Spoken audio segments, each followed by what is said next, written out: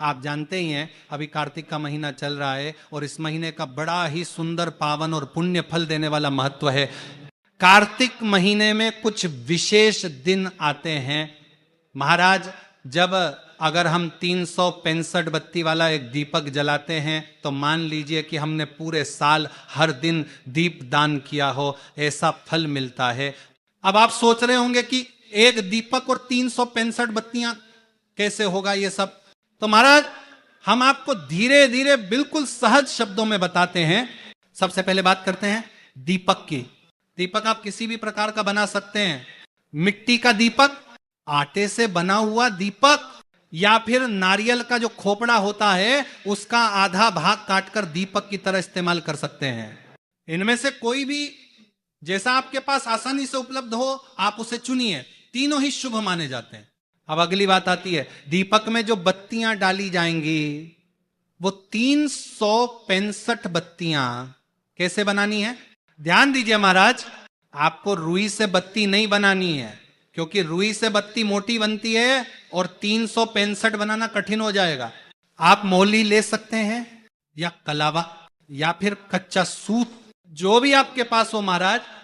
बस उसमें एक बात का ध्यान रखिए, उस मौली या कलावे में कितने धागे हैं ये गिनना जरूरी है, क्योंकि एक पतला धागा ही एक बत्ती माना जाएगा। पूरी मौली को एक बत्ती मान लेंगे तो बहुत मोटी हो जाएगी और जल नहीं पाएगी।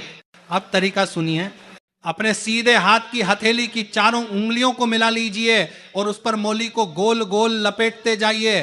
जैसे लपेटते जाओ गिनते जाओ, 1 2 3 4, ऐसे जब आपको लगे कि अब इतने धागे हो गए हैं कि कुल मिलाकर 365 बत्तियां बन जाएंगी, तब उस लपेटी हुई मौली को दोनों तरफ से काट लीजिए। कटने के बाद जब आप धागे अलग करोगे तो आपको 365 पतली पतली बत्तियां मिल जाएंगी। अब ये बत्तियां इधर उधर न बिखरे हैं, इसलिए उनके बीच से एक और धागा बांध दीजिए, बस आपकी बत्तियां तैयार है महाराज। यही काम आप कलावे या कच्चे सूत के साथ भी कर सकते हैं। आप दीपक और बत्ती तैयार हो गई तो अगली बात आती है उसे थाली में कैसे सजाना है। एक थाली लीजिए, उसमें रोली या हल्दी से एक स्वस्तिक बना दीजिए, फिर उसके ऊपर आप थोड़े से चावल डाल सकते हैं।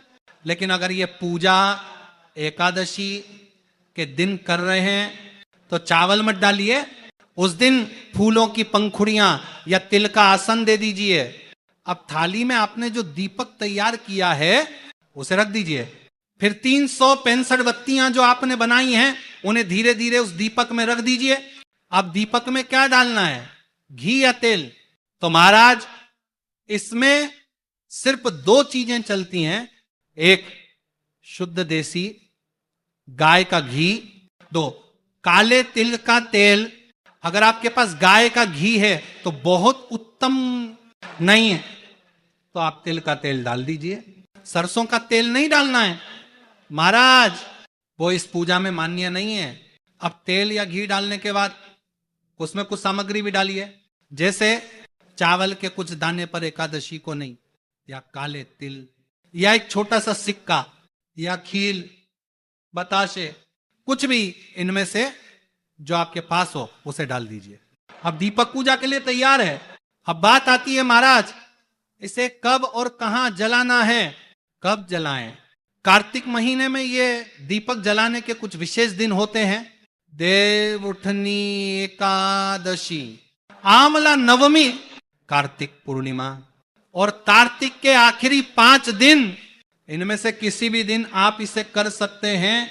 अगर चाहे तो हर दिन अलग अलग दीपक भी कर सकते हैं, नहीं तो किसी एक दिन श्रद्धा से कर लीजिए, वही बहुत फलदायक होगा। कहां जलाएं, आप ये दीपक अपने घर के मंदिर में रख सकते हैं, तुलसी के पास, रसोई में, या फिर किसी पेड़ के नीचे जैसे पीपल, शमी, आंवला, बेल, या आप मंदिर में जाकर भी जला सकते हैं। शिव जी, विष्णु जी, राम जी, कृष्ण जी के मंदिर में, या किसी नदी, तालाब, बावड़ी के घाट पर, बस जहां भी रखें, दीपक का मुख पूर्व दिशा या उत्तर दिशा की ओर हो, यह शुभ माना गया है। अब दीपक जलाने से पहले एक छोटी सी पूजा जरूर करें। दीपक के चारों ओर रोली, हल्दी, चंदन से तिलक करें, उस पर खील बताशे या कोई फल जैसे केला का भोग लगाएं। अगर दीपक जलने में परेशानी आए तो बत्ती के सिरे पर थोड़ा कपूर लगाकर जलाइए। जब दीपक जल जाए महाराज तो भगवान का स्मरण कीजिए, ओम नमः शिवाय, ओम नमो भगवते वासुदेवाय, या कोई भी अपने इष्ट देव का नाम लेकर पूरे भाव से प्रार्थना कीजिए। या चाहे तो कुछ ना बोले, क्योंकि महाराज जब हम भगवान से कुछ मांगते हैं तो हमें उतना ही मिलता है, लेकिन जब हम कुछ नहीं मांगते तो भगवान हमें इतना दे देते हैं जितना हमने सोचा भी नहीं होता। इसलिए इस दीपक को जलाकर बस आंखें बंद कर लीजिए, मन ही मन कहिए जो उचित हो प्रभु वही दीजिए। बस इतनी सी बात। अब कई महाराज सोचते हैं कि एक ही दिन में 5 दीपक बनाना कठिन है, तो कोई बात नहीं, एक दीपक भी आप अगर पूरी श्रद्धा, नियम और विधि से करते हो ना महाराज, तो वही पर्याप्त है, पूरे साल के दीपदान का फल मिल जाता है। अगर आपको बत्तियां बनानी कठिन लगे या आप चाहते हैं कि कोई आपको लाइव वीडियो में दिखाए कि कैसे बत्ती बनाए, तो आप हमें कहिए, हम आपको दिखाएंगे।